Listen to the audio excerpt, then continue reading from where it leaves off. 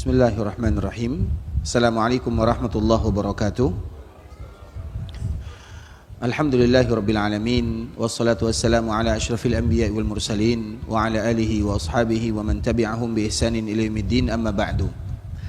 Alhamdulillah, kita bersyukur kepada Allah Subhanahu wa taala di mana di waktu yang mulia ini Allah Subhanahu wa taala masih memberikan kepada kita kemudahan untuk bisa membacakan ayat-ayat Al-Quran dan juga hadis-hadis Rasulullah sallallahu alaihi wasallam. Dan ketahuilah bahwa di dalam siang hari waktu yang paling mulia adalah di akhirnya, sebagaimana waktu yang paling mulia di malam hari juga di akhirnya.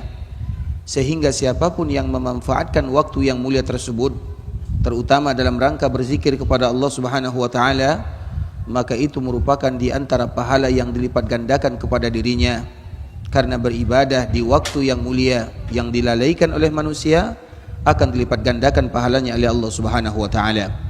Dan semoga keberadaan kita di sini dalam rangka membacakan ayat-ayat Al-Qur'an, hadis-hadis Nabi sallallahu alaihi wasallam itu adalah bagian daripada ibadah yang kita berharap dengannya agar Allah Subhanahu wa taala ampunkan dosa kita bersama, agar Allah Subhanahu wa taala kabulkan doa dan permintaan kita, dan agar Allah Subhanahu wa taala berikan keberkahan dalam kehidupan kita.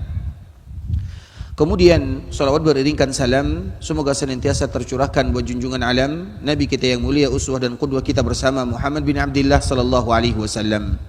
Allahumma salli ala Muhammad wa ala ali Muhammad kama sallaita ala Ibrahim wa ala ali Ibrahim innaka Hamidum Majid.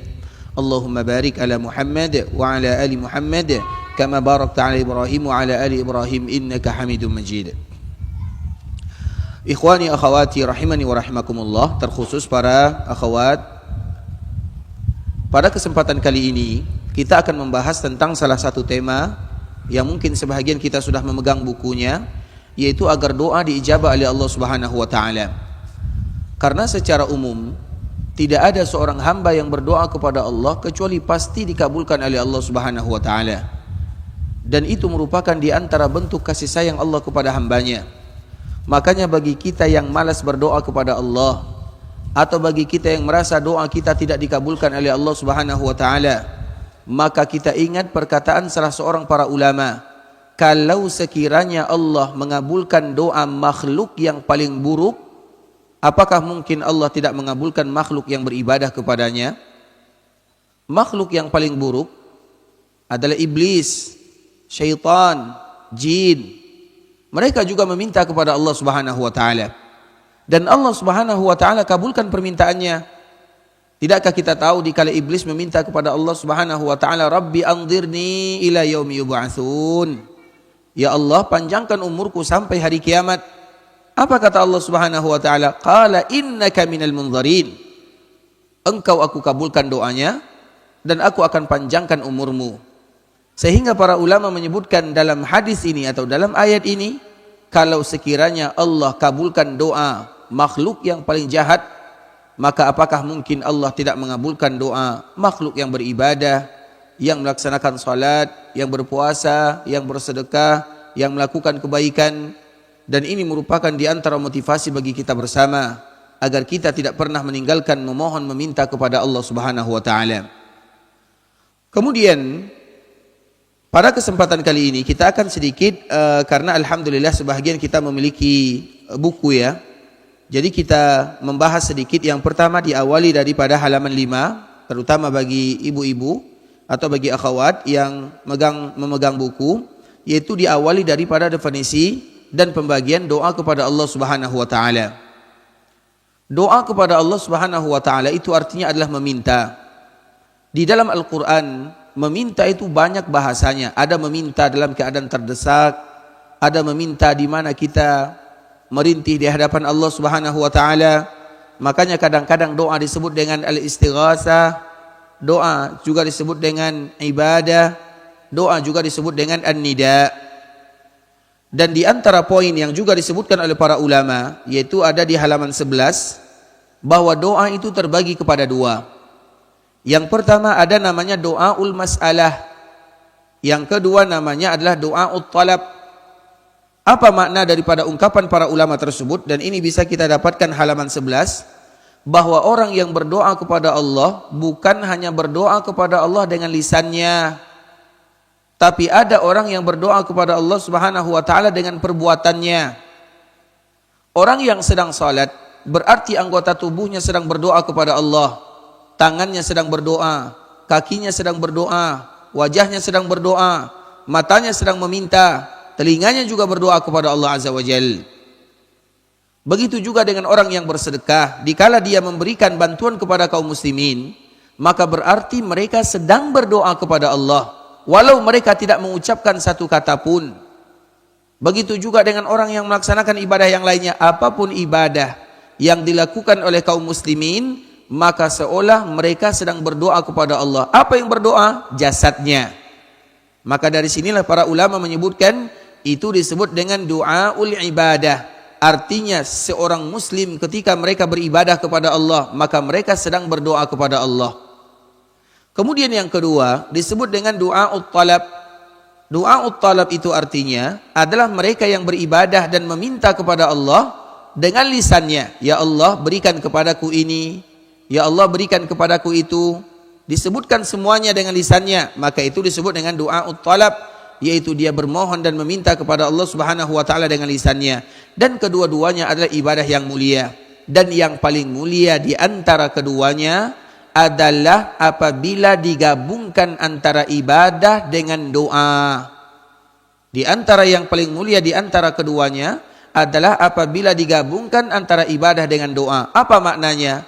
Ketika digabungkan misalnya seorang hamba dikala mereka ingin meminta kepada Allah, mereka berdoa dulu atau mereka beribadah dulu kepada Allah Subhanahu wa taala. Kemudian dikala mereka beribadah kepada Allah, mereka jadikan ibadah itu sebagai tawassul dan wasilah agar Allah Subhanahu wa taala mengabulkan doanya. Oleh karenanya ikhwatul Islam, kaum muslimin, kaum muslimat, ikhwani akhwati rahimani wa rahimakumullah, setiap kali kita melakukan amal ibadah dan kita merasa amal ibadah itu adalah amal ibadah yang betul-betul kita lakukan karena Allah, maka jangan pernah kita melupakan untuk mengangkat tangan atau tidak mengangkat tangan, tapi lisan kita senantiasa meminta kepada Allah, ya Allah, jadikan amal ibadah yang aku lakukan ini yang menyebabkan kemudahan dalam setiap urusanku. Contoh misalnya, dikala kita membantu orang lain, yang mana dikala kita melakukan bantuan tersebut kita betul-betul merasa ikhlas kepada Allah, karena tidak semua ibadah diterima oleh Allah Azza wa Jalla. Makanya ada salah satu cerita yang sangat indah yang mana disebutkan oleh para ulama ikhwatul Islam, yaitu nanti bisa kita lihat di halaman 35, dan ini penggabungan antara ibadah dengan doa, dan itu adalah momen yang terindah dan mudah bagi Allah untuk mengabulkannya. Bagi yang punya kitab nanti bisa dilihat halaman 35, yaitu salah satu riwayat yang dibawakan oleh sahabat Abdullah bin Umar radhiyallahu taala anhuma, bahwa Nabi sallallahu alaihi wasallam pernah bercerita, ada 3 orang di zaman terdahulu, mereka keluar, kemudian turunlah hujan menimpa mereka semuanya. Maka dikala hujan lebat, mereka mencari tempat bernaung. Maka di saat itu mereka menemukan ada sebuah gua. Pada akhirnya mereka masuk ke dalam gua. Kemudian dikala mereka masuk ke dalam gua dengan tujuan untuk berlindung dari lebatnya hujan, tiba-tiba qaddarallah jatuh batu dari atas yang menyebabkan mulut gua tersebut tertutup. Dan itu bukan perkara yang ringan. Masuk ke dalam gua, kemudian jatuh batu bebatuan dari atas yang menyebabkan mulut gua tertutup. Artinya mereka terkunci di dalam gua. Secara kekuatan manusia mereka tidak akan bisa keluar darinya. Kalau sekiranya mereka tidak bisa keluar, maka mereka akan mati di dalamnya. Kemudian apa yang terjadi ikhwatul Islam? Maka mereka bermusyawarah. Ada 3 orang ini mereka bermusyawarah.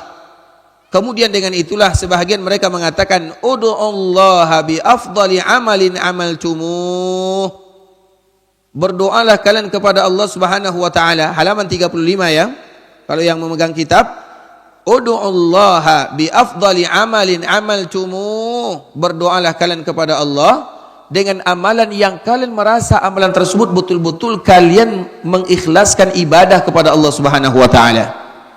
Artinya, dikala kita merasa ada suatu amalan yang betul-betul ikhlas, maka dimanfaatkan sebagai bertawassul kepada Allah, terkhusus dikala kita merasa banyak kesulitan yang menimpa dalam kehidupan, atau masalah yang tidak kunjung selesai, atau perkara-perkara yang berat bagi kita untuk keluar darinya.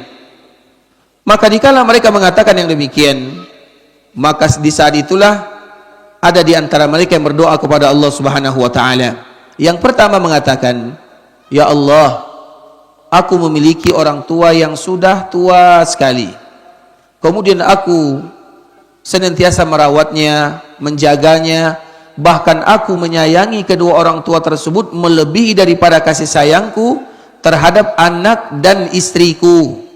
Karena memang seorang anak tentunya bertanggung jawab terhadap orang tuanya, terutama anak laki-laki, bertanggung jawab terhadap orang tuanya dan bertanggung jawab terhadap anak dan istrinya. Nah, orang ini punya orang tua yang sudah tua, dia berbakti kepada orang tuanya. Bahkan berbaktinya adalah berbakti yang sangat luar biasa. Kemudian dia mengatakan, suatu ketika aku selalu memberikan minuman kepada mereka berdua, namun ternyata aku dapati mereka sedang tidur. Minuman tersebut aku pegang, aku jaga, aku tidak menyentuhnya. Bahkan anakku sudah menangis ingin meminum, tapi aku tidak berikan kepada anakku. Aku ingin menghormati ayah dan ibuku. Kemudian di saat itulah dia mengatakan, Allahumma in kunta ta'lam anni fa'altu dzalika batigha'a wajhik fafruj 'anna furjah nara minhas sama'. Ya Allah, kalau sekiranya engkau mengetahui bahwa amalan tersebut adalah amalan yang aku lakukan karena mengharapkan pahala darimu, maka bebaskan kesusahan kami ini. Maka di saat itulah ikhwatul Islam, fafurija anhum, seketika batu yang begitu berat yang tidak mungkin bagi kita untuk menggesernya tergeser secara tiba-tiba. Begitu juga dengan yang kedua. Yang kedua mengatakan, ya Allah, dulu aku sangat cinta kepada seorang wanita. Aku ingin melakukan sebagaimana yang dilakukan oleh pria kepada wanita, tidak bisa membendung syahwatnya. Kemudian tiba-tiba orang ini tidak mau melakukannya. Dan pada suatu ketika dia dalam keadaan terdesak, ingin meminjam uang. Aku mau pinjamkan uang kepadanya dengan syarat serahkan dirinya kepada diriku. Maka wanita ini sepakat. Kemudian ketika aku ingin melakukan perbuatan yang tercela, maka wanita ini mengatakan, ittaqillah, wahai fulan, bertakwalah kamu kepada Allah. Jangan lakukan sesuatu sampai sesuatu itu sudah dihalalkan. Maka dikala dia mengatakan yang demikian, aku gemetar, aku takut kepada Allah, aku tinggalkan dirinya dan aku lunaskan hutang-hutangnya. Ya Allah, kalau sekiranya engkau mengetahui bahwa amalan tersebut adalah amalan yang aku lakukan karena mengharapkan pahala darimu, fafruj 'anna, maka bebaskan kami dari gua ini.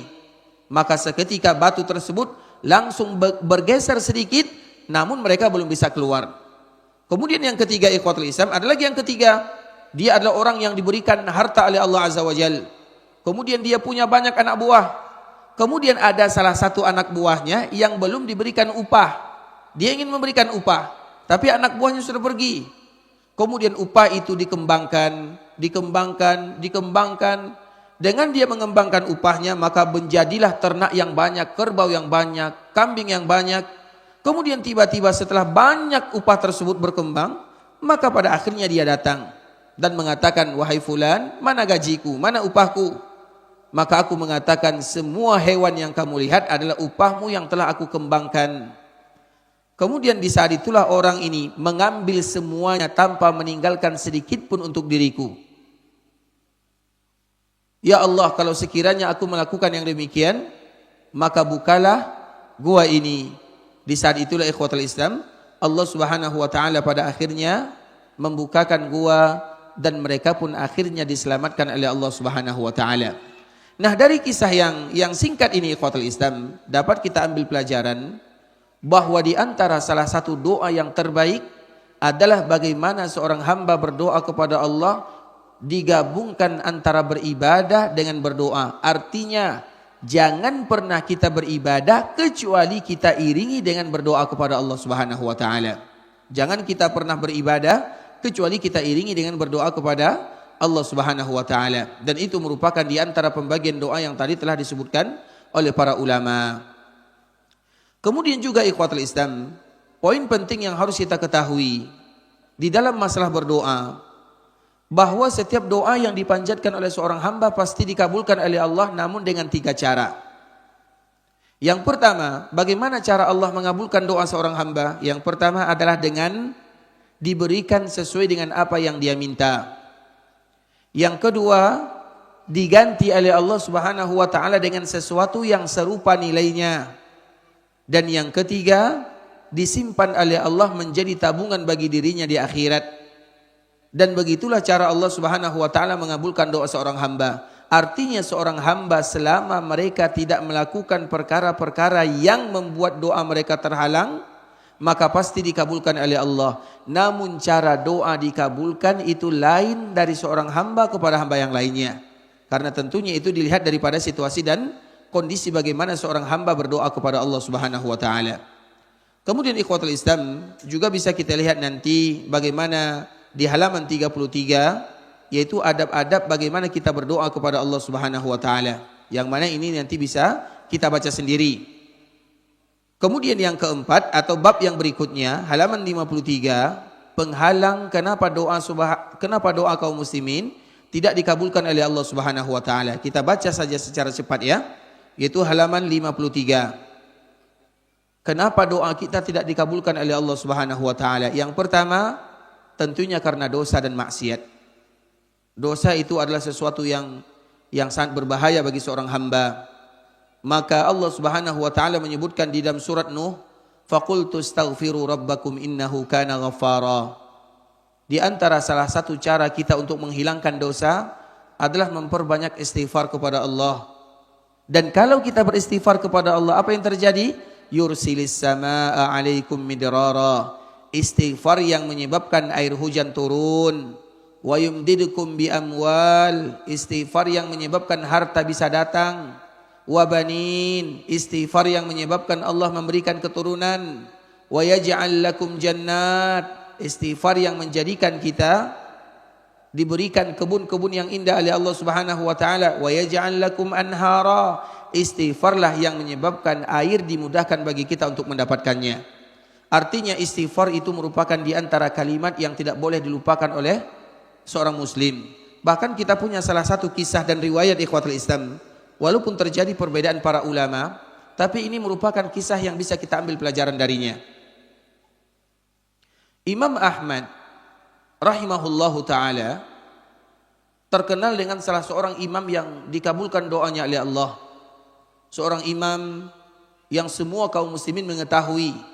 Seorang imam yang dia adalah muridnya Imam Syafi'i. Seorang imam yang lahir pada tahun 164 Hijriah, meninggal pada tahun 241 Hijriah. Seorang imam yang dinamakan dengan Imam Ahlus Sunnah wal Jamaah. Semua kaum muslimin tahu siapa itu Imam Ahmad. Kemudian suatu ketika Imam Ahmad dikala berada di kampung halamannya, maka dirinya terdorong untuk keluar dan dia tidak tahu kenapa dia harus keluar. Karena ada sebahagian orang, dia ingin pergi keluar dari rumahnya, dia tidak tahu kenapa dia harus keluar. Kemudian Imam Ahmad ini keluar dari kampungnya, berjalan 1 kilo, 2 kilo, 3 kilo, berjalan. Dia tidak tahu apa alasannya. Biasanya dia keluar mencari hadis, biasanya dia keluar belajar agama, biasanya dia keluar ada suatu tujuan. Tapi ketika kali ini dia keluar, tidak ada tujuannya. Namun dia tetap keluar. Ada dorongan dari dalam. Kemudian di saat itulah dikala dia pergi selalu keluar, maka dia sampai di suatu tempat di petang hari atau di waktu maghrib. Maka dia pun sholat di sana bersama kaum muslimin. Kemudian setelahnya dia menunggu di masjid tersebut sampai waktu Isya, karena sudah malam, tidak mungkin dia melanjutkan perjalanan. Di waktu Isya dia pun sholat bersama kaum muslimin. Tiba-tiba dia berniat untuk tinggal di masjid, karena dulu tidak ada penginapan dan orang juga tidak kenal dengan Imam Ahmad secara muka dan wajah. Yang diketahui oleh orang adalah namanya, mukanya tidak diketahui. Kemudian setelah Imam Ahmad duduk di masjid setelah sholat Isya, ternyata pada waktu itu pengurus masjidnya, qaddarullah, pengurus masjid yang tidak membiarkan seorang pun tinggal di masjid. Jadi Imam Ahmad diusir. Dan dia tidak tahu kalau itu adalah Imam Ahmad. Dan Imam Ahmad juga tidak memberitahukan saya Imam Ahmad. Maka di saat itulah Imam Ahmad mengatakan, biarkan saya tinggal di masjid ini walau 1 malam. Karena saya sedang safar. Dan saya tidak ada tempat penginapan.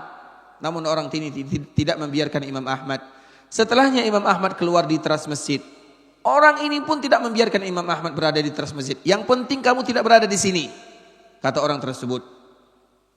Kemudian terpaksalah Imam Ahmad bernegosiasi, izinkan saya di sini. Orang tersebut mengatakan tidak. Nah, dikala mereka sedang berdebat, tiba-tiba tetangga masjid mendengarkan perdebatan ini, maka dia keluar. Dan dia bertanya, apa yang terjadi? Dikala ditanya, maka Imam Ahmad mengatakan, saya adalah seorang musafir. Dan saya ingin duduk beristirahat di masjid pada malam hari ini karena saya tidak memiliki tempat tinggal. Maka di saat itulah tetangga masjid tersebut mengatakan, silahkan kamu tinggal di rumahku bermalam di malam ini. Maka tiba-tiba Imam Ahmad langsung pergi ke rumah orang tersebut dan istirahat di rumahnya. Kemudian dikala Imam Ahmad berada di rumah orang ini, kebetulan orang ini adalah penjual roti.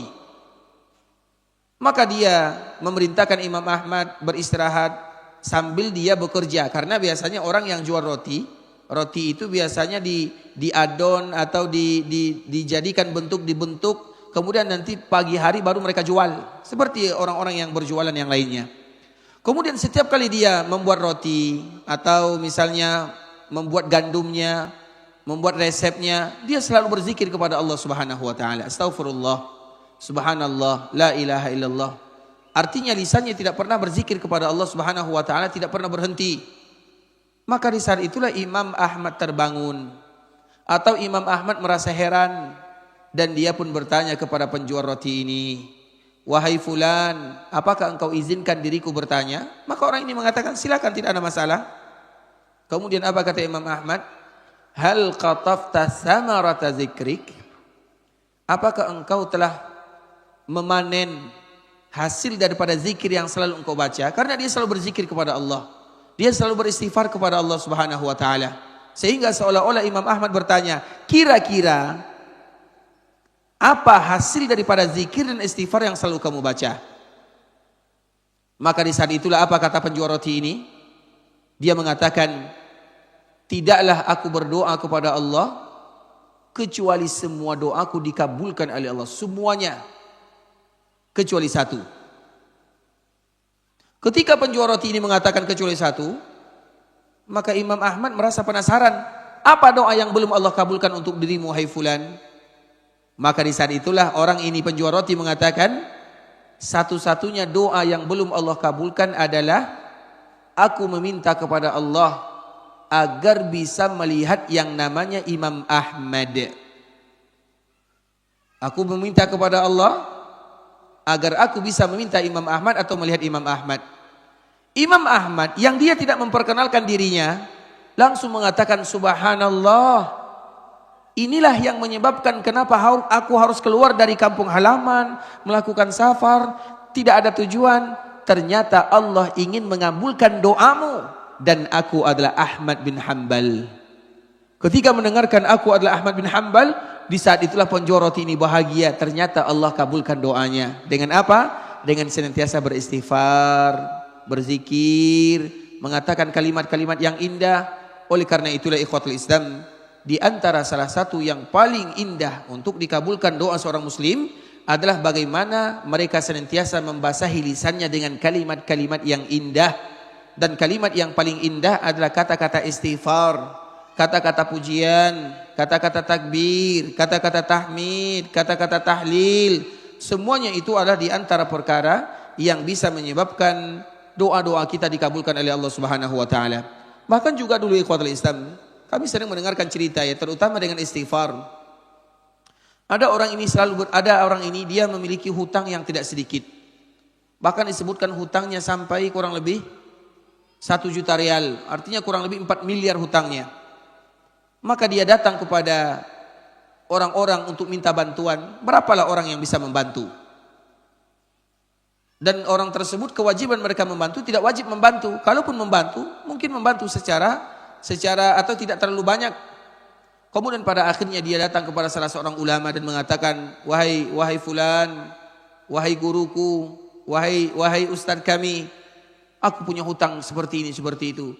Maka apa kata orang tersebut atau apa kata ustaz tersebut, kata ulama tersebut, maukah aku ajarkan kepadamu sesuatu yang kamu tidak lagi meminta kepada manusia? Maka orang ini mengatakan, iya aku mau. Kemudian ulama ini mengatakan, sering-seringlah kamu beristighfar. Jangan pernah melupakan kalimat istighfar. Semenjak dia mendengarkan fatwa tersebut, maka dia selalu beristighfar kepada Allah Azza wa Jalla. Selalu beristighfar kepada Allah. 1 hari, 2 hari, 1 minggu, 2 minggu. Tidak selesai 2 minggu kecuali Allah Subhanahu wa taala lunaskan semua hutangnya. Artinya ikhwatul Islam, itu bisa kita lakukan dan sering terjadi. Maka di saat itulah kita bisa melihat pada halaman 57 ya, sebuah riwayat yang sama. Di halaman 57, riwayat yang sama, yaitu asar yang dibawakan oleh Hasan Al-Basri, anna rajulan syaka ilaihil jazab. Jadi ulama ini, banyak orang yang mengadu kepadanya. Ada yang mengadu tentang masalah kekeringan. Tidak ada air, tumbuh-tumbuhan tidak tumbuh, air hujan tidak turun. Maka apa kata Hasan Al-Basri? Faqala istaghfirillah, istighfarlah kepada Allah. Wa syaka ilaihi akhar al-faqar. Yang lain mengadu kepadanya dengan masalah kefakiran. Tidak ada pekerjaan, tidak ada uang, tidak ada harta. Maka apa kata Hasan Al-Basri? Faqala istaghfirillah, istighfarlah kalian kepada Allah. Wa syaka ilaihi akhar jafafa bustani. Yang lain mengadu kepadanya tentang keringnya kebunnya. Kalau kebunnya kering, tentu tidak akan menghasilkan buah. Maka imam ini kembali mengatakan istaghfirillah. Yang lain juga mengadu kepadanya wa syaka ilaihi akhar adamal walad. Yang lain mengadu kepadanya tidak punya keturunan, tidak punya anak, mandul dan yang semisalnya. Faqala istaghfirillah, beristighfarlah kepada Allah. Kemudian setiap ada orang yang bertanya tentang kesulitan hidup, yang tidak punya anak, yang banyak hutang, yang tidak ada pekerjaan, semuanya. Maka solusi yang terindah adalah beristighfar kepada Allah Subhanahu wa taala. Karena istighfar itu sendiri adalah pembuka doa-doa dikabulkan oleh Allah Subhanahu wa taala. Dan itu banyak sekali ceritanya ikhwatul Islam. Bagaimana kadang-kadang dengan istighfar, dengan zikir. Kami juga ingat kisah yang dialami oleh salah seorang sahabat yang namanya Anas bin Malik. Anas bin Malik adalah pembantu Nabi sallallahu alaihi wasallam, pembantu lama Nabi. Bahkan selama di Madinah Anas yang menjadi pembantu Nabi 10 tahun lamanya. Kemudian ketika beliau membantu Nabi sallallahu alaihi wasallam, maka Nabi memberikan hadiah kepadanya. Hadiah Nabi kepada Anas bin Malik adalah doa. Apa doa Nabi? Ya Allah, panjangkan umurnya, bukakan rezekinya, berkahi keturunannya. Itu adalah doa Nabi sallallahu alaihi wasallam kepada sahabat Anas bin Malik. Kemudian Nabi meninggal. Anas sudah tumbuh menjadi seorang dewasa. Dengan doa Nabi ini, yang paling panjang umurnya adalah Anas, panjang umurnya. Bahkan disebutkan saking panjangnya umurnya, dia telah menguburkan keturunannya lebih daripada 100 orang. Artinya saking panjangnya umurnya. Kemudian juga banyak keluarganya yang telah dia kuburkan saja 100 orang. Kemudian juga di antara doa Nabi sallallahu alaihi wasallam diberkahi hartanya. Maka beliau adalah orang yang diberikan keberkahan dalam hartanya. Nah, salah satu harta yang diberikan keberkahan oleh Allah kepada sahabat Anas bin Malik adalah perkebunan yang ada di depan Masjid Nabawi. Jadi Anas bin Malik ini punya perkebunan karena memang itu adalah doa Nabi. Kemudian suatu ketika di musim panas yang hujan tidak turun. Karena biasanya di tanah Arab itu kalau hujan 1 tahun itu kadang kalau sudah turun hujan 1 kali itu alhamdulillah. Apalagi kalau 2 kali, apalagi kalau 3 kali. Karena hukum asalnya jarang turun hujan. Karena kalau sekiranya di tanah Arab atau secara khusus Jazirah Arabiyah kalau sudah sering turun hujan, maka nanti subur. Karena memang tanah tersebut adalah tanah yang subur. Hanya saja kalau nanti subur, itu adalah di antara tanda-tanda hari kiamat. Karena memang kalau tanah tersebut sudah subur, artinya sudah sering turun hujan, kemudian tanahnya subur, maka itu adalah tanda hari kiamat.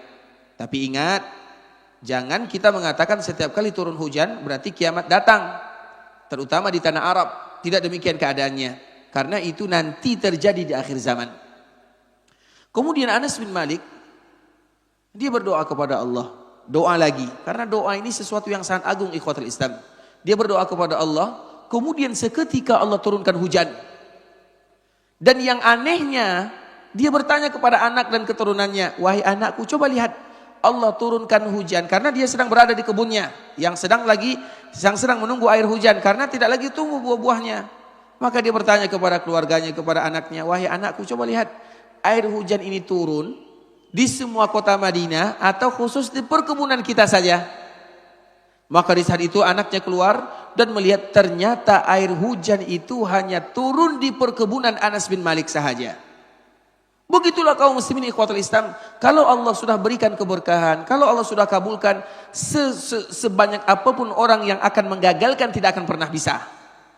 Sebanyak apapun orang yang iri, yang dengki, kalau Allah sudah berikan keberkahan, kalau Allah sudah kabulkan pasti akan terjadi. Oleh karenanya masalah berdoa itu adalah perkara yang rahasia antara seorang hamba dengan Allah Azza wa Jalla. Jadi kita dengan Allah Subhanahu wa taala hanyalah masalah doa. Yang membuat kita berhasil adalah doa. Yang membuat kita diberikan keberkahan adalah doa. Yang membuat kita diberikan kemudahan adalah doa. Kalau bukan doa kita, bisa jadi doa ayah kita. Kalau bukan doa ayah kita, bisa jadi doa orang tua kita. Yang penting semakin banyak seorang hamba berdoa, semakin dicintai oleh Allah Subhanahu wa taala. Dan semakin seorang hamba tidak berdoa, maka itu adalah tanda Allah murka kepadanya. Artinya ketika seorang muslim mereka tidak lagi mau berdoa, maka itu tanda Allah tidak suka kepadanya. Dan artinya kalau sekiranya seorang hamba rajin berdoa, maka itu merupakan di antara perkara yang membuat Allah Subhanahu wa taala suka kepadanya. Kemudian Bapak Ibu rahimani wa rahimakumullah, nanti masalah menghalalkan atau masalah penghalang-penghalang doa bisa kita baca ya, karena itu bacanya tidak terlalu sulit. Artinya kita berusaha menghindari bagaimana supaya doa-doa kita pasti dikabulkan oleh Allah Azza wa Jalla. Nah sekarang ini yang terpenting. Ini adalah momen yang terpenting. Berdoa itu ikhwatul Islam, kita meminta kepada Allah Subhanahu wa taala. Tentunya dikala kita meminta kepada Allah, harus ada adab etika yang harus kita jaga. Kita contohkan baginda Nabi sallallahu alaihi wasallam. Nabi ketika berdoa kepada Allah, yang diperbanyak itu bukan doanya. Tapi yang diperbanyak itu adalah pujiannya. Nabi sallallahu alaihi wasallam dikala berdoa kepada Allah, yang diperbanyak itu bukan doanya, tapi pujiannya. Misalnya kita contohkan dikala Nabi sallallahu alaihi wasallam ingin meminta kepada Allah agar umatnya yang ada di dalam api neraka dikeluarkan darinya. Dan itu merupakan bagian daripada syafaat. Jadi dikala penduduk surga sudah masuk surga dan Nabi sudah tenang dengan umatnya yang masuk surga, kemudian Nabi diperlihatkan kepadanya api neraka, ternyata masih banyak umatnya yang berada di dalam api neraka. Maka di saat itulah Nabi datang kepada Allah. Dikala Nabi datang kepada Allah, sudah tahu apa yang akan dilakukan dan apa tujuan Nabi. Tujuan Nabi supaya umatnya dikeluarkan dari api neraka. Nah ketika Nabi datang kepada Allah, apa yang dilakukan oleh Nabi? Nabi langsung sujud dalam waktu yang lama. Kemudian Nabi memuji Allah dengan pujian yang paling indah. Pujian yang tidak pernah diajarkan kepada Nabi dalam kehidupan dunia. Kemudian setelah Nabi dalam keadaan sujud memuji Allah dengan pujian yang sangat indah, baru setelahnya Allah mengatakan, ya Muhammad irfa' ra'sak wa qul yusma' wa sal tu'ta washfa' tushaffa'. Wahai Muhammad, angkat kepalamu, katakan aku akan dengarkan, Minta aku akan kabulkan. Berikan syafaat aku akan izinkan. Maka Nabi mengangkat kepalanya. Dan baru Nabi meminta. Apa permintaan Nabi? Satu. Ya Allah, ummati. Ya Allah, umatku masih banyak dalam api neraka, keluarkan mereka. Dan ini adalah contoh yang diajarkan oleh Nabi SAW. Di antara salah satu cara yang mesti dilakukan oleh kaum muslimin adalah bagaimana mereka tidak langsung berdoa kecuali dengan muqaddimahnya. Maka ingat, perhatikan baik-baik. Terutama bagi kita yang ingin berdoa kepada Allah, dan semua kita akan berdoa kepada Allah. Yang pertama yang harus kita lakukan adalah bagaimana kita memuji Allah dengan pujian yang sangat indah. Tahukah kita ikhwatul Islam, dan ini tidak ada di buku ya. Jadi ibu-ibu yang memegang buku percuma melihat buku karena tidak ada. Karena ini merupakan di antara bentuk kalimat bagaimana kita memuji Allah. Kalau yang bisa dicatat maka silahkan dicatat. Karena yang hafal doa ini, maka apa hadiahnya Pak Rizal? Yang hafal doa ini untuknya 1 ekor kambing. Ya, yang hafal doa ini, yang laki-laki, yang perempuan, yang ibu-ibu sama saja. Siapa yang hafal doa ini silahkan bawa 1 ekor kambing pulang. Tapi doa ini tidak mudah ya. Taib. Karena ini adalah awal kita melangkah dalam memuji Allah Subhanahu wa taala. Karena memang sebelum kita berdoa harus memuji Allah dulu. Apa kalimat memuji Allah?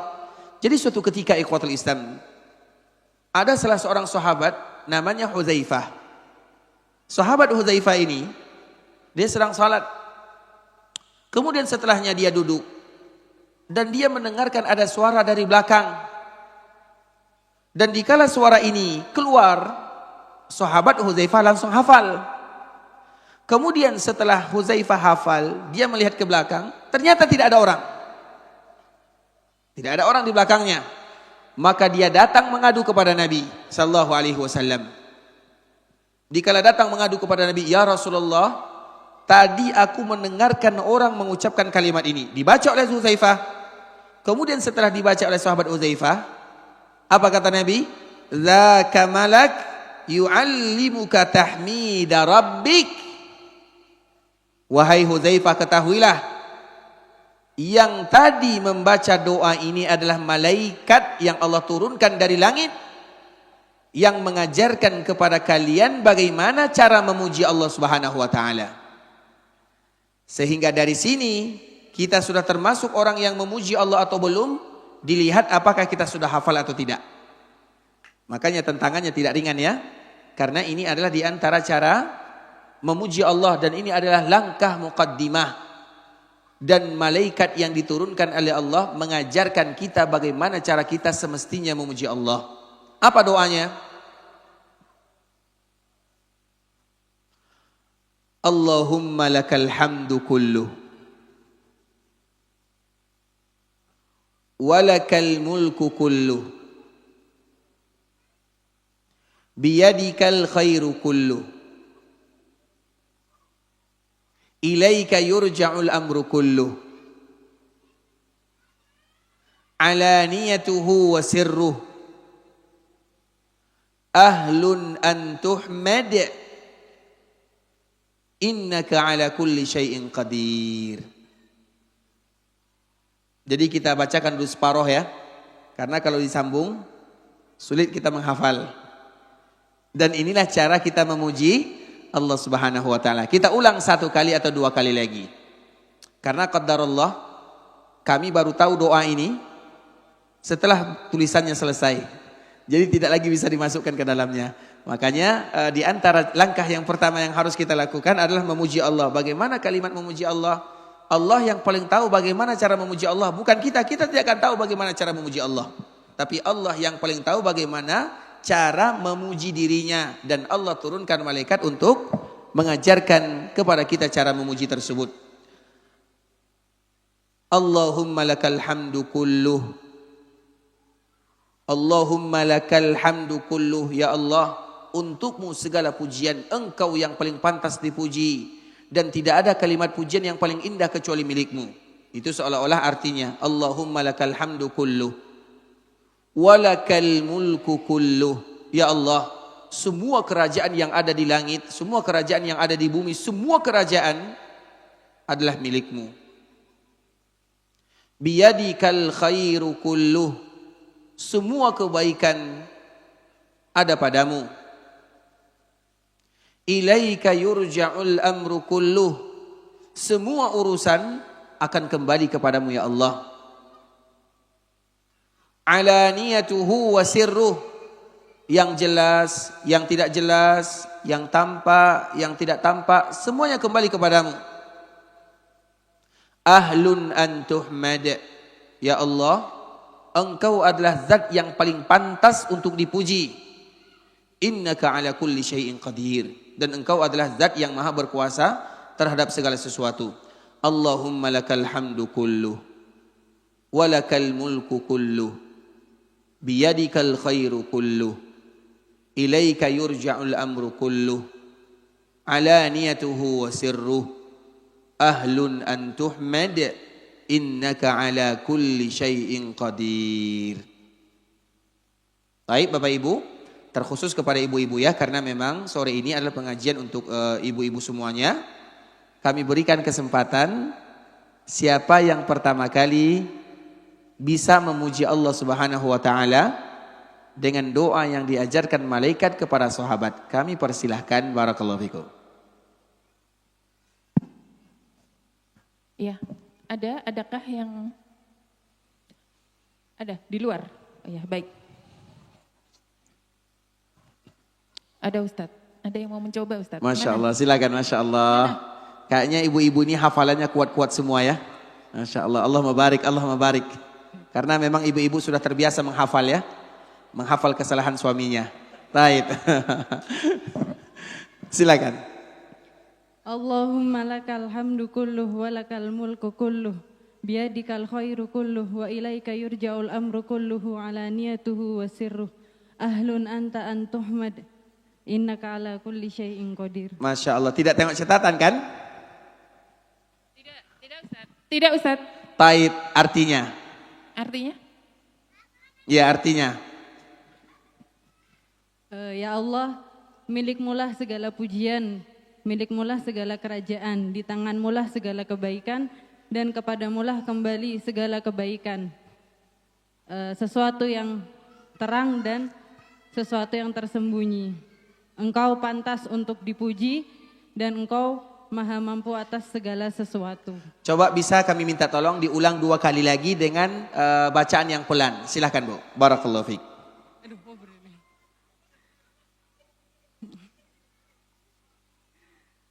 Allahumma lakal hamdu kulluh. Allahumma lakal hamdu kulluh wa lakal mulku kulluh biyadikal khairu kulluh wa ilaika yurja'ul amru kulluhu alaniyatuhu wa sirruh ahlun an tuhmad innaka ala kulli syai'in qadir. Yang kedua.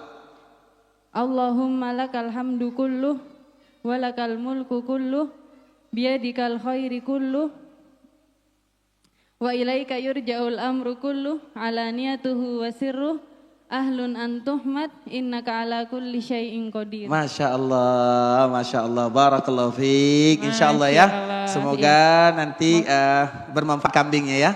Dan apalagi momen-momen raya ya, insya Allah bisa dijadikan untuk berkorban. Masya Allah, barakallahu fiik. Nanti teknisinya diserahkan kepada panitia ya. Jadi nanti panitia yang menyerahkan kambing kepada ibu yang tadi telah dimudahkan oleh Allah Subhanahu wa taala menghafalnya. Taib. Pulang tinggal ambil di bawah. Masya Allah. Pulang nanti ada panitia yang telah menyediakan, tinggal ambil di bawah. Barakallahu fiik. Taib. Kita lanjutkan ya. Ini sampai jam berapa nih Pak kira-kira? 16.30. Waktu ada sedikit lagi. Taib. Kemudian Bapak Ibu, itu adalah bagaimana cara kita memuji Allah, dan itu adalah awal dalam berdoa. Artinya jangan pernah kita lupakan kalimat ini di dalam berdoa kepada Allah Subhanahu wa taala. Kemudian bersolawat kepada Nabi, dan solawat kepada Nabi tentunya dengan kalimat-kalimat solawat yang indah. Karena solawat itu kita perhatikan ada solawat ini, ada solawat itu. Ketahuilah Bapak Ibu, terkhusus kepada ibu-ibu kaum muslimin, carilah solawat yang keluar dari lisan baginda Rasulullah Sallallahu Alaihi Wasallam. Karena solawat itu banyak, tapi kita harus mencari mana solawat yang keluar dari lisan Nabi Sallallahu Alaihi Wasallam. Kemudian yang berikutnya, apakah dikala kita sudah memuji Allah, kemudian kita bersolawat kepada Nabi, kita langsung berdoa kepada Allah? Tidak. Maka disitulah bagi kita yang nanti kita ingin melihatnya, bisa dilihat halaman 109.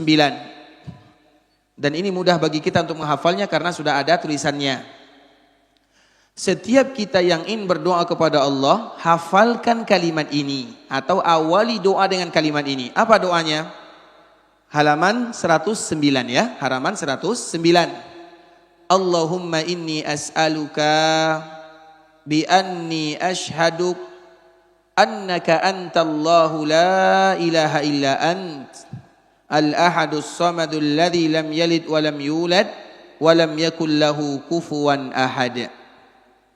Doa ini disebut dengan doa pembuka doa atau doa di mana kita pandai memuji Allah Subhanahu wa taala dengan pujian yang diinginkan oleh Allah seorang hamba memujinya. Nabi sallallahu alaihi wasallam pernah melihat dan mendengar seorang laki-laki yang mengucapkan kalimat ini sebelum dia berdoa. Allahumma inni as'aluk bi anni ashhadu bi annaka antallahu la ilaha illa ant al-ahadus samadul ladzi lam yalid wa lam yulad wa lam yakul lahu kufuwan ahad. Apa kata Nabi? Walladzi nafsi biyadihi laqad sa'ala Allah bismihil a'zam alladzi idza du'iya bihi ajab wa idza su'ila bihi a'ta. Demi jiwaku yang ada di genggamannya, sungguh orang yang tadi mengucapkan kalimat ini sebelum meminta kepada Allah, telah meminta kepada Allah dengan nama-nama Allah yang maha agung, nama Allah yang maha mulia. Dan tidak seorang hamba pun yang memulai doa dengan kalimat ini kecuali pasti dikabulkan. Tidak ada seorang pun yang meminta dengan doa ini kecuali pasti diijabah.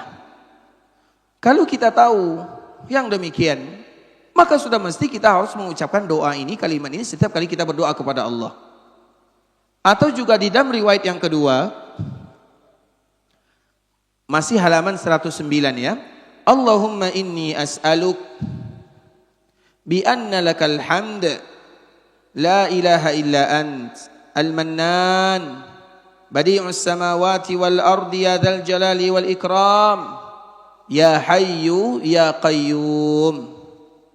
Kalimat ini ikhwatul Islam juga riwayatnya sama. Apa kata Nabi?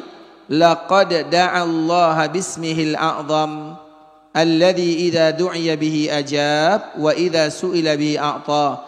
Siapapun di antara hamba yang memulai doa dengan kalimat ini, maka pasti dikabulkan dan diijabah doa-doanya oleh Allah Subhanahu wa taala.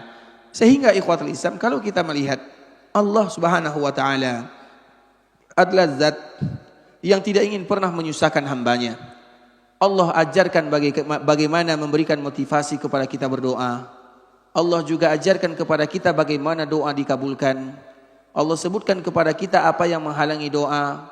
Allah sebutkan bagaimana kemuliaan orang berdoa. Allah Subhanahu wa taala sebutkan semuanya. Ketika Allah Subhanahu wa taala menyebutkan yang demikian, kenapa kita tidak mau mengambil bagian yang telah ditentukan oleh Allah Subhanahu wa taala? Maka doa itu merupakan di antara yang bisa menenangkan kehidupan seorang hamba, terkhusus lagi di kala mereka berdoa dengan doa yang mereka menyadari doa tersebut bisa dikabulkan oleh Allah Subhanahu wa taala. Sehingga di akhir pembahasan, sebenarnya masih panjang tentang masalah doa ya, tapi karena waktu kita yang juga tidak mencukupi, seorang hamba, ini poin penting. Bagaimana seorang hamba bisa mengetahui doanya dikabulkan oleh Allah Subhanahu wa taala? Itu merupakan poin penting yang harus diketahui. Bagaimana seorang hamba menyadari, mengakui doanya itu dikabulkan? Maka sebahagian para ulama menjawab, ketika seorang hamba betul-betul berdoa kepada Allah dan dia khusyuk di dalam berdoa, hatinya berdoa sebagaimana mulutnya berdoa, kemudian dia konsentrasi dalam berdoa, tumakninah dalam berdoa, jauh dari keramaian manusia, meneteskan air mata, betul-betul menghayati doa, maka apabila kita berdoa kepada Allah dalam keadaan seperti ini pasti dikabulkan oleh Allah. Cepat atau lambat pasti dikabulkan oleh Allah Azza wa Jalla. Maka di akhir penutup ini ikhwatul Islam, kita ingin menyebutkan salah satu doa yang diajarkan oleh Nabi sallallahu alaihi wasallam atau kalimat-kalimat yang kita bermohon kepada Allah Subhanahu wa taala. Salah satunya adalah kalimat Allahumma inni a'udzubika min ilmin la yanfa'. Nanti kalau kita lihat, bisa kita lihat di dalam halaman 180. Allahumma inni a'udzubika min ilmin la yanfa' wa qalbin la yakhsha' wa du'ain la yusma' wa nafsin la tashba'. Allahumma inni a'udzubika min haula'il arba'. Ya Allah, aku berlindung kepadamu dari ilmu yang tidak bermanfaat, dari hati yang tidak khusyuk, dari doa yang tidak didengarkan, dari jiwa yang tidak pernah kenyang. Dan aku berlindung kepadamu ya Allah dari 4 perkara ini. Ini merupakan di antara kalimat yang dibaca oleh kaum muslimin ketika mereka berdoa kepada Allah. Karena doa yang paling bagus itu Bapak Ibu adalah doa yang bersumber dari Al-Quran dan doa yang bersumber dari hadis Nabi. Sedangkan doa yang keluar dari lisan kita sendiri, kadang-kadang kita tidak tahu apakah kalimat itu bagus atau kalimat itu sempurna. Dan kami selalu mencontohkan, dan kita ulang lagi contohnya, ini penutup ya. Ada salah seorang yang berdoa di Ka'bah Al-Musyarrafah. Dikala dia berdoa, dia mengatakan kepada Allah dengan khusyuknya. Dikala dia melaksanakan ibadah umrah, ya Allah, semua yang ada di kota Mekah ini, atau semua yang sedang tawaf ini, mereka diberikan keturunan, ada anak. Sedangkan aku tidak punya anak dan keturunan. Berikan kepadaku anak dan keturunan. Secara zahir doanya bagus. Tapi apakah doanya baik? Apakah doanya sempurna? Belum tentu. Kemudian ikhwatul Islam, berlalulah 1 tahun karena cerita ini diceritakan oleh mereka yang menjaga Hajar Aswad. Jadi kebetulan ada askar, ada polisi yang menjaga Hajar Aswad. Karena banyak orang yang berdoa terutama di multazam. Dan kadang-kadang orang berdoa dengan suara yang kuat. Maka di antara salah satu yang berdoa dengan suara yang kuat orang ini, ya Allah, semua yang ada di sini sambil menangis. Ya Allah, semua yang ada di sini punya anak, punya keturunan. Aku yang tidak punya, berikan kepadaku keturunan, anak. Kita lihat doa ini bagus. Kemudian berlalu 1 tahun, 2 tahun, 3 tahun, 10 tahun, 12 tahun, 17 tahun.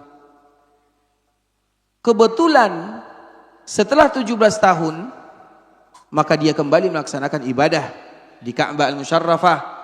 Dan kebetulan pula penjaga Hajar Aswadnya masih sama. Kemudian dia mengatakan, ya Allah, binasakan anakku. Tentu doa ini merupakan kalimat yang berat. Tidak ada orang tua yang minta anaknya dibinasakan. Maka penjaga Hajar Aswad ini, dia heran, dia datang, dia turun. Bukankah kamu yang dulu berdoa kepada Allah supaya minta anak? Sekarang sudah punya anak, berarti kamu ingin anakmu dibinasakan. Apa masalahnya? Dia menceritakan, anakku seperti ini, jahat, begini, begini, begini. Aku tidak tahan lagi.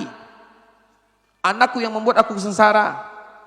Maka di saat itulah kata penjaga Hajar Aswad ini, zalamtahu marratain. Kamu zalim kepada anakmu 2 kali. Kezaliman yang pertama, dikala kamu minta anak, Allah tidak mengajarkan kepada kita, ya Allah berikan kepadaku anak. Bukan demikian cara yang Allah ajarkan. Allah ajarkan, ya Allah berikan kepada kami anak yang saleh, anak yang baik, anak yang diridhai. Karena kalau kita hanya minta anak, betapa banyak anak-anak yang menyebabkan orang tuanya sengsara. Sehingga setiap kali kita minta anak, minta kalimat yang diajarkan dalam Al-Quran. Apa maknanya? bahwa ternyata bahasa kita kadang-kadang tidak sempurna, walaupun sempurna menurut kita. Makanya tadi kita mendengarkan dia berdoa, ya Allah, semua yang ada di sini punya anak, aku tidak punya anak, berikan anak. Tidak ada salahnya. Tapi ternyata doa tersebut tidak sempurna. Kemudian pada akhirnya polisi ini mengatakan, doa kamu semestinya seperti ini. Kemudian diajarkan. Kemudian dikala anakmu jahat, doanya seperti ini, jangan doakan keburukan. Maka orang yang tadi berdoa mendengarkan nasihat ini. Kemudian 1 tahun berikutnya, dia kembali melaksanakan ibadah umrah. Dan sekarang dia sudah didampingi oleh salah seorang pemuda yang umurnya 18 tahun. Yaitu anak yang tadi dia doakan kebinasaan. Begitulah cara kita berdoa ikhwatul Islam. Makanya kenapa dianjurkan bagi kita dalam berdoa itu untuk menghafal. Coba bayangkan kalau sekiranya satu bulan hafal satu doa. Kira-kira sudah berapa doa kita hafal. Supaya nanti kita tidak selalu menjadi tukang amin saja. Karena doa imam dengan doa makmum tak sama kan. Doa imam lain, doa makmum lain. Belum lagi artinya. Sampai kapan kita tukang amin? Amin, amin, amin. Kenapa kita tidak berdoa? Dan kaum muslimin mengajarkan kita, Islam mengajarkan kepada kita cerdas. Makanya itulah gunanya kita dianjurkan untuk menghafal kalimat dan doa. Karena doa itu adalah sesuatu yang terpenting. Baik Bapak Ibu rahimani wa rahimakumullah. Sampai di sini pembahasan yang bisa kami jelaskan. Yang benar dari Allah Azza wa Jal. Yang salah dari diri kami pribadi. Karena kurangnya ilmu kami. Karena kebodohan dan kejahilan kami. Kami mohon dimaafkan kalau ada kata-kata yang salah, kalimat-kalimat yang kurang tepat, bahasa yang kurang bagus, penyampaian yang kurang berkenan, kami mohon dimaafkan. Dan sekarang kita buka sesi tanya jawab. Kalau sekiranya ada di antara ibu-ibu kita yang ingin bertanya, maka kami persilahkan. Barakallahu fikum. Iya, syukran Ustadz. Ini ada beberapa pertanyaan yang sudah masuk. Tapi Ustadz, ini nanti ada beberapa hadiah. 1, 2, 3, 4, ada 7 hadiah yang mesti dibagikan. Bisa minta tolong Ustadz untuk memberi pertanyaan ringan sebanyak 7 dulu, baru kalau misalkan masih ada waktu untuk kita buka sesi tanya jawab Ustadz. Baik, pertanyaannya siapa yang bisa menjawab pertanyaan yang dilontarkan itulah pertanyaannya. Silakan. Oh ya, baik Ustadz. Baik. Pertanyaan pertama untuk menyingkat waktu. Apakah di antara 3 doa yang pasti dikabulkan oleh Allah ada tingkatan-tingkatannya atau semuanya setara pahala? Adakah yang bisa menjawab ibu-ibu? Baik, siapa yang bisa menjawab silakan. Iya, ada yang mau mencoba Ustadz? Silakan.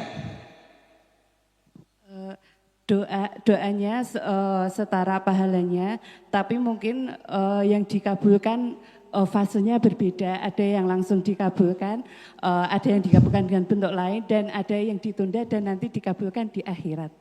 Masya Allah, semoga ibu yang menjawab diberikan keberkahan dan kemudahan ya. Nah itu hadiah yang pertama, silakan pertanyaan yang kedua. Baik. Pertanyaan yang kedua.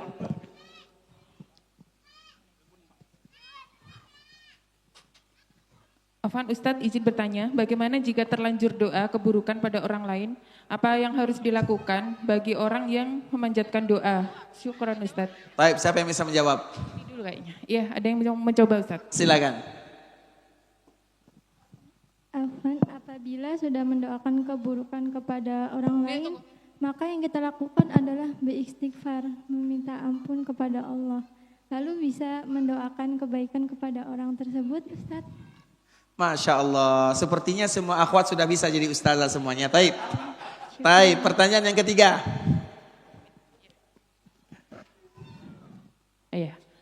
Iya, mohon izin bertanya, Ustadz, kapan saja waktu yang terbaik dan keadaan yang paling mustajab untuk berdoa menurut dalil yang sahih dalam Islam? Taib, siapa yang bisa jawab?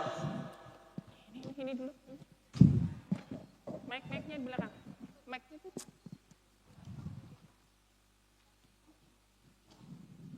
Bismillahirrahmanirrahim. Salah satu waktu-waktu yang terbaik ketika berdoa itu doa di sepertiga malam, kemudian doa setelah antara azan dan iqomah, di hari Jumat sore, di waktu hujan. Masya Allah, Masya Allah. Bersafar, Masya Allah. Cukup ya Bu ya, Masya Allah, silakan. Itu sudah selesai jawabannya semua. Taib, pertanyaan berikutnya. Maju aja Mbak, maju aja.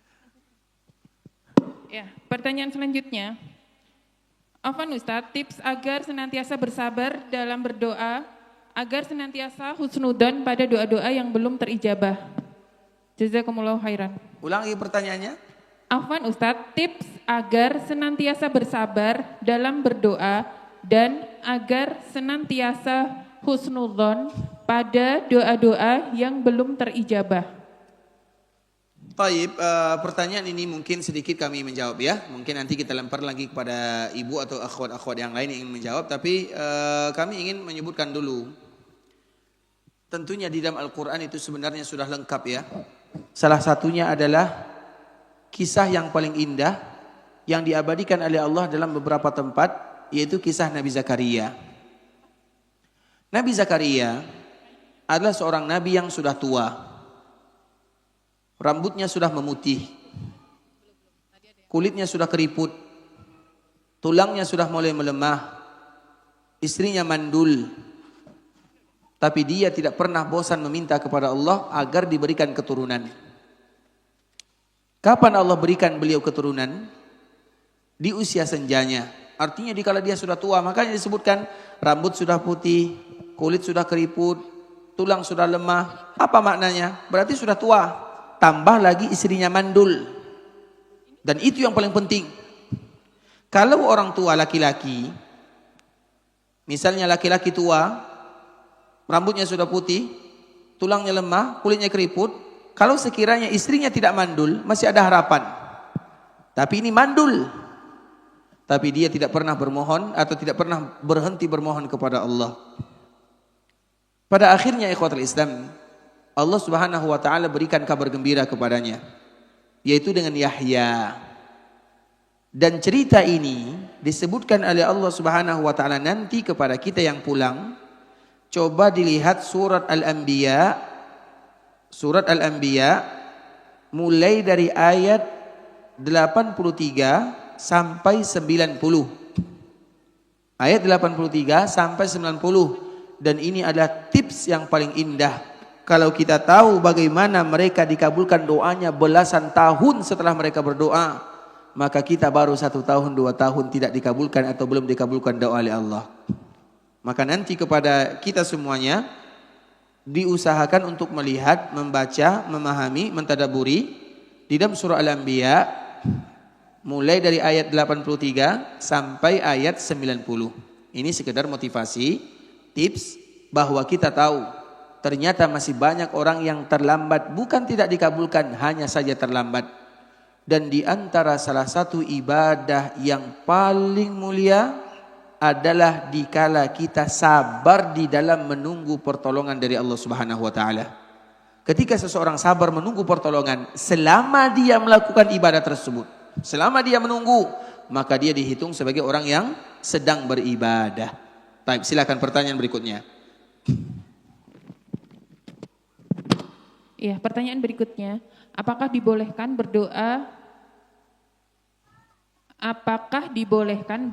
dengan doa-doa dari hadis-hadis Nabi Rasulullah SAW sebelum salam ketika sholat wajib atau sunnah? Karena ana pernah baca ada hadis tentang berdoa sebelum salam ketika sholat, tapi qadarullah ana tidak tahu apakah hadisnya sahih atau tidak. Taib, yang bisa jawab silakan. Boleh. Boleh, apa dalilnya? Dalilnya belum tahu Ustadz katanya. Tapi jawabannya boleh ya? Taib, silakan. Berarti dalilnya nyusul nanti. Taib, silakan. Taib, pertanyaan berikutnya. Pertanyaan berikutnya, apakah doa yang masih banyak dosa dan maksiat tetap bisa ijabah Ustadz? Dan bagaimana cara menjaga hati agar tetap husnudzon kepada Allah ketika doanya belum dikabulkan? Oh, sama kayak tadi. Berarti, Tapi poin pertama itu mesti dijawab. Iya, apakah Taib, siapa yang bisa jawab? apakah tetap bisa ijabah ketika seseorang masih banyak dosa dan maksiat? Taib, siapa yang bisa jawab dan sebutkan alasannya? Ini Ibu Markas boleh nggak ini ya? Apa? Ibu warga negara. Ada yang mau coba Ustaz? Silakan.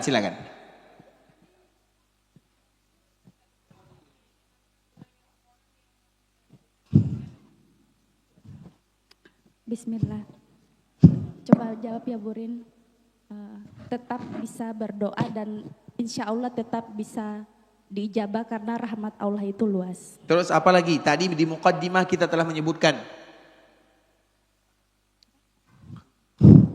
Di awal muqaddimah tadi kita telah menyebutkan motivasi dalam masalah ini. Apa tadi kata kita kurang lebih? Bagaimana Mbak Asmi?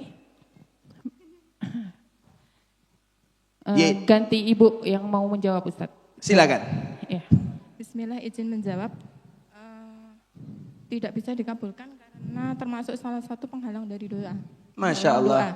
Berarti berbeda pendapat ya antara jawaban pertama dan jawaban kedua. Macam mana nih? Mana yang betul? Karena salah satu penghalang doa itu adalah seorang hamba itu berbuat maksiat.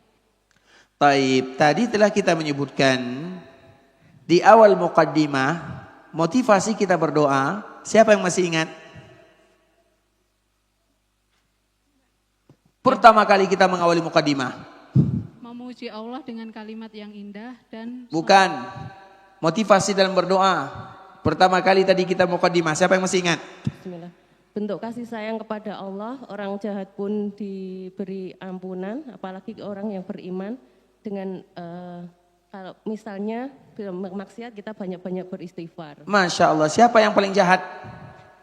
Orang iblis. Masya Allah. Iblis paling jahat dikabulkan, apalagi kita. Jadi tidak ada istilahnya banyak maksiat doa tidak dikabulkan. Iya, penghalang. Tapi bukan berarti tidak dikabulkan. Selama penghalangnya bisa dielakkan. Bisa dipahami ya. Baik, berapa lagi sisa hadiahnya?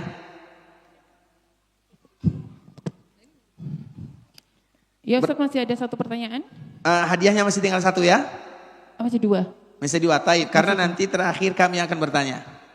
Oh ya, baik Ustaz. Aduh, ini sulit nih. Ustadz, saya 4 bersaudara. Di antara kami ada yang terlilit hutang. Kami sepakat untuk menjual tanah yang kami beli berempat supaya bisa bayar hutang tersebut. Sampai hari ini tanah tersebut belum laku. Yang mau saya tanyakan Ustadz, tip-tip bagaimana agar cepat terkabul? Surat apa yang harus dibaca? Taib, ini penting ya. Yang ingin menghafal tolong dicatat. Terutama masalah hutang. Dan rata-rata kita semuanya berhutang. Ada suatu ketika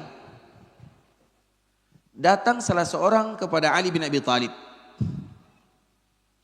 Dia mengatakan, wahai Ali, aku punya banyak hutang, tolong bantu diriku. Apa kata Ali? Tentunya aku tidak bisa membantu dirimu, tapi aku bisa mengajarkan kepadamu sebuah kalimat yang apabila kamu baca, Allah akan lunaskan hutangmu walau sebesar bukit Sabir. Apa itu bukit Sabir? Bukit Sabir itu adalah bukit yang terbesar yang ada di kota Mekah. Karena Nabi yang menyebutkan demikian, maka di saat itulah orang ini bersemangat. Apa doanya yang diajarkan oleh Nabi? Maka Nabi mengajarkan kepada kita sebuah kalimat, baca, catat, hafalkan. Allahumma kfini bihalalika an haramik wa aghnini bifadlika amman siwak. Allahumma kfini bihalalika an haramik wa aghnini bifadlika amman siwak. Yang kedua, hadis Abu Umamah Al-Bahili sama. Abu Umamah berada di masjid dalam waktu yang lama. Suatu ketika dilihat oleh baginda Nabi yang mulia, ya Abu Umamah, mali arak. Wahai Abu Umamah, kenapa aku melihatmu di masjid? Yang mana waktu ini bukan waktu salat. Agar kita tahu, seorang yang banyak hutang kemana mereka berlari. Kemudian Abu Umamah dikala berada di masjid dan ditanya oleh Nabi, Maka langsung dijawab, humumun wakabatni waiduyunun ghalabatni. Ya Rasulullah, hutang yang melilit, masalah yang banyak. Karena biasanya kalau sudah punya hutang, timbul masalah. Apa kata Nabi? Awala adulluka ala kalimat. Maukah aku ajarkan kepadamu beberapa kata, beberapa kalimat yang apabila engkau ucapkan, Allah akan lunaskan hutangmu. Siapa yang tidak mau? Maka di saat itulah Nabi ajarkan, katakanlah dikala engkau berada di pagi hari, ucapkanlah dikala engkau berada di sore hari, Allahumma inni a'udzu.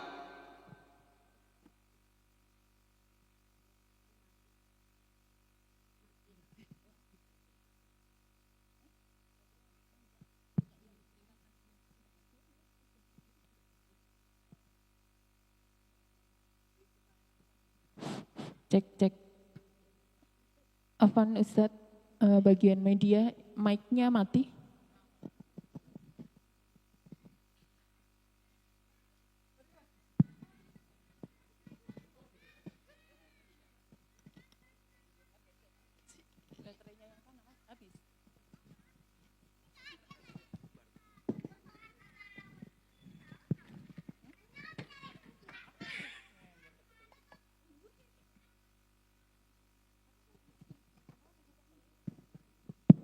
Baik.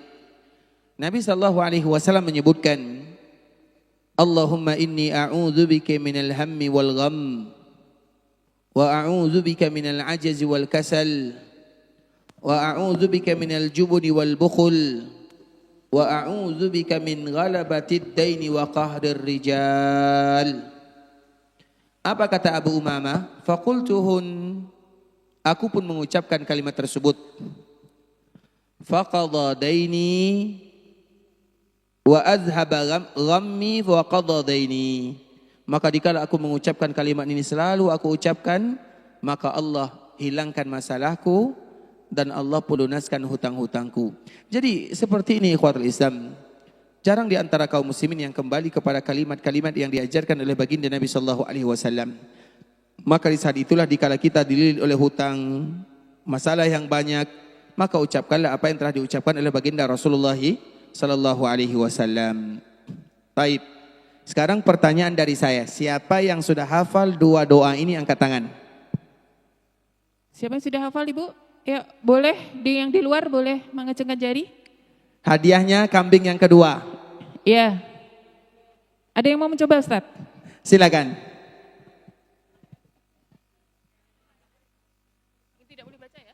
Sebutkan riwayatnya, sebutkan doanya, sebutkan artinya.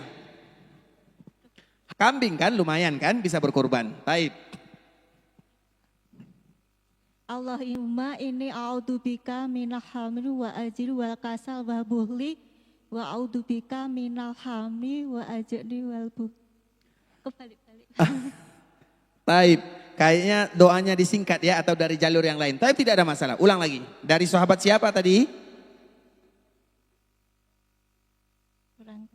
Riwayat sahih. Dari siapa? Dari riwayat sahih. Dari riwayat siapa? Riwayat sahih Ustaz. Tidak, maksudnya dari sahabat siapa? Nama siapa nama sahabatnya? Siapa? Ah, taib. Yang kedua, silakan yang kedua dulu.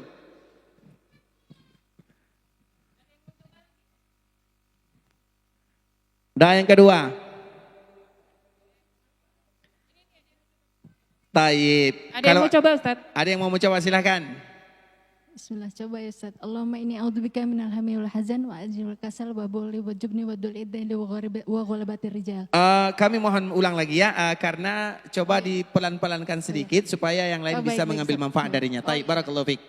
Allahumma inni a'udzubika minal hammi wal hazan wal ajri wal kasal wal bukhli wal jubni wa dul iddaini wa ghalabatir rijal. Masya Allah, larinya masih 100 ya. Coba dipelankan menjadi 40.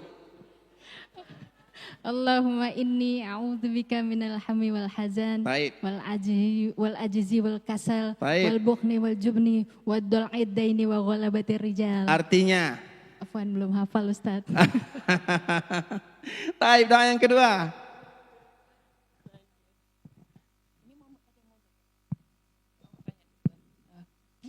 Tadi ada kita ajarkan 2 doa. Doa yang kedua. Iya, doa yang kedua ada yang mau mencoba? Taib, dia Iya, ada 2 doa ya. Ini iya, satu ada paket yang mencoba, pertanyaannya. ada yang mau mencoba Ustaz. Taib, pertanyaannya satu paket ya. Jadi doa yang pertama, karena satu paket doa yang pertama dan doa yang kedua. Taib, siapa lagi yang mau mencoba? Afwan Ustaz, ini tadi kan ibunya sudah hafal doa yang pertama, kan dapat kambing. Taib. Berarti ini doa yang kedua. Kalau dapat hafal doa kambing yang juga, kedua, silakan ambil kambingnya, kedua-dua doanya. Tapi kalau satu, harus satu paket. Jadi doanya harus satu paket, artinya doa yang pertama dan doa yang kedua. Oh iya, berarti kalau enggak satu paket, enggak dapat kambing. Siapa yang mau coba untuk satu paket? Yang belakang ada yang mau coba? Maaf ya Ibu. Maaf Anda belum beruntung Ibu. 2 paket ya. Bismillah. Untuk doa yang pertama, Allahumma fini bihalalika man haramik wa baghnini bi fadlika amman siwak. Masya Allah, Yang artinya. kedua, Taib.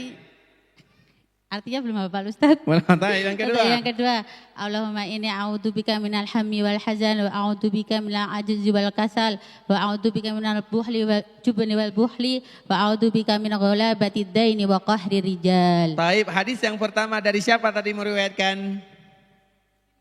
Dari sahabat Utsman atau sahabat Umar? Sahabat Umar atau Utsman? Umar. Sahabat Umar Ustaz. Taib, salah. Sahabat. Sahabat siapa? Umar atau Utsman? Abu Umamah Ustaz. Salah juga. Riwayat yang pertama tadi dibacakan. Allahumma kfini bihalalika an haramik wa aghnini bifadlika amman siwak. Siapa sahabat ini tadi? Umar atau Utsman? Utsman Ustaz. Salah. Taib, Ali bin Abi Thalib. Taib, riwayat yang kedua dari sahabat siapa? Gimana Ustaz? Riwayat yang kedua, Allahumma inni a'udzubika minal hammi wal hazan, minal ghammi wal ham. Untuk yang kedua dari Abu Umamah Ustaz. Masya Allah, tabarakar rahman. Semoga kambingnya memberikan keberkahan untuk ibu ya. Masya Allah. Tapi jazakallah khairan. barakallahu fiik, Masya Allah. Enggak apa-apa, kambing 3. 4 sekali ya? Taib. Oke, syukran. Taib, pertanyaan yang berikutnya. Ya Ustaz, masih ada 2, namun ini hadiah kecil Ustaz. Selamat Bu Yuyun, kambingnya. Taib, yang tadi dapat kambing ya? Iya, kambingnya Taib. sudah 2 Ustaz. Sekarang pertanyaan yang ketiga dari kami. Dan hadiahnya juga kambing. Siapa di antara ibu-ibu yang paling tua di situ? Iya. Ya, usia berapa Bu? 68. Ini ibu ini, Ibu Gi. 68. Berapa? Ada yang 69 tadi siapa ya? Ada yang lebih lagi? Lebih dari 68? Adakah Ibu? Kesini. Iya Bu, bisa sebentar Bu. Bisa pinarak sebentar Bu. Iya, bisa pinarak Bu. Apa bisa diantar kalau misalkan ibunya? Bisa pinarak ke sini Bu. Diantar Mbak Ulan, tolong Mbak Ulan. Tolong kasih jalan. Mantap. Baik, berapa umurnya Bu? Masya Allah. Mari Bu, sini dulu sebentar. Gak apa-apa Bu, kesini aja di sini. Maaf, di sini ada Ibu. Biar sini. Kembang Lampir, Murjo. Kalian anak kula.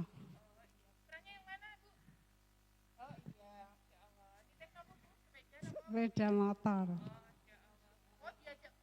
Nggih. Kambing.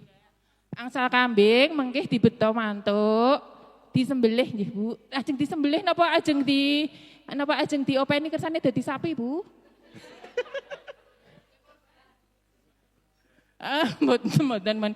Terserah ya. Alhamdulillah ini ibunya sampai terharu menangis Ustaz ya. Masya Allah, Allah mubarik. Nggih, mangke bisa kengken putrane ngambil kambing di depan.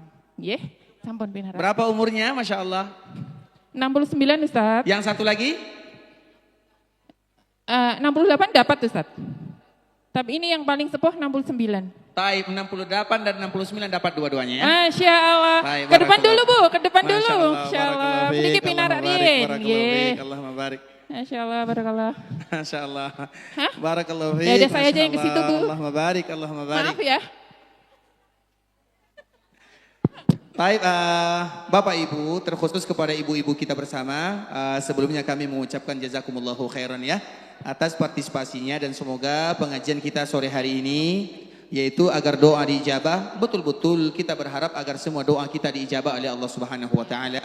Dan bagi yang sudah memegang bukunya mungkin bisa dimanfaatkan untuk dibaca dan juga untuk dihafal sedikit demi sedikit karena di belakang buku ini ada beberapa doa yang kami nukilkan yang itu merupakan di antara doa yang diperlukan oleh kaum muslimin atau yang dianjurkan bagi kaum muslim untuk menghafalnya. Barakallahu fiikum jami'an. Subhanakallahumma bihamdika asyhadu an la ilaha illa anta astaghfiruka wa atubu ilaik. Wa sallallahu wa sallim ala nabiyyina Muhammadin wa ala alihi wa sahbihi wa sallam tasliman katsiran. Assalamualaikum warahmatullahi wabarakatuh. Waalaikumsalam warahmatullahi wabarakatuh.